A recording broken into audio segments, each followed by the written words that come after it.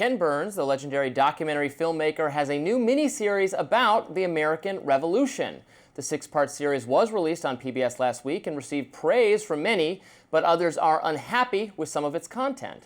The documentary prominently features Native Americans and makes a case for why their role in the revolution has not been given enough credit in the past. The focus on indigenous nations was celebrated by the Native American news outlet, Native News Online, which writes, quote, "For generations, the story of the American Revolution has been told as thought it unfolded on an empty continent. Textbooks, documentaries, and popular histories have centered the founding fathers, their debates, their battles, their lofty ideals, while ignoring the indigenous nations whose homelands became the battlegrounds for a new republic. Native peoples were never bystanders to the revolutionary era. They were central to it."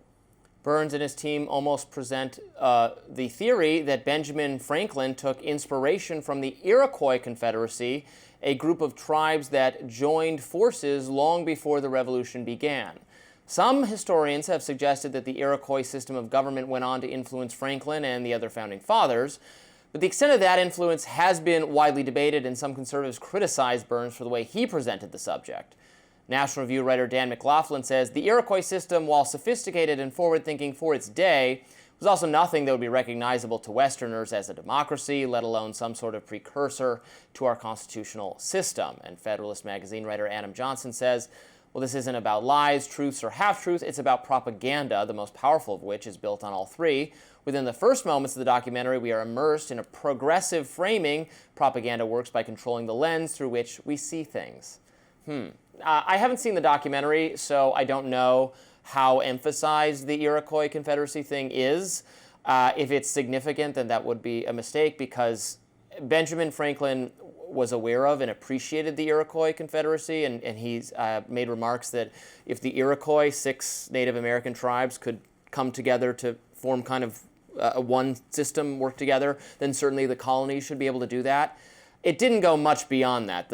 Our founding documents were inspired by the Enlightenment and people like John Locke and Rousseau and all those, Montesquieu, all those British, French innovations in democracy. It was not a Native American origin. That's a kind of in total, wishcasting. He's spent, I believe, if I read correctly, like about a decade working on this. It's a 12-hour series, so I'm certain that we didn't focus on how much he copied off of the indigenous people. I'm certain that the magazine that pointed out, thank you for acknowledging Native American people, was pointing out that that's something that's overlooked far too often in our society. I think that Ken Burns has a style of this really intense director and a great editor, and we've seen a lot of the stuff that he does and puts forward. Doesn't mean you have to like it, but I know that he rooted this entire docuseries in academic scholarship. So you talk to people who actually study this way more than the people who write for the National Review or you or I, who study these type of topics. Those are called historians, and he spoke with some people across the board and aisle and doesn't pick a side politically.